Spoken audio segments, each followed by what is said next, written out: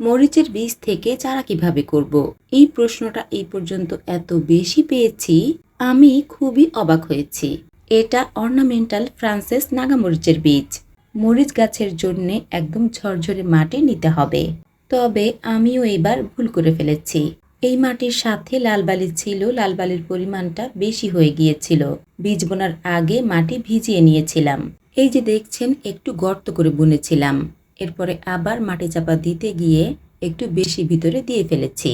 বীজ বোনার 7 দিন হয়ে গেলেও চারা বের হচ্ছিল না। আমি তো অনেক বেশি টেনশনে পড়ে যাই। এরপরে ছোট্ট কাঠি দিয়ে মাটি উল্টে পাল্টে বেশ কিছু বীজ তুলে নিই এই পাত্র থেকে। 24টা বীজ লাগিয়েছিলাম, 9টা বীজ তুলতে পেরেছি।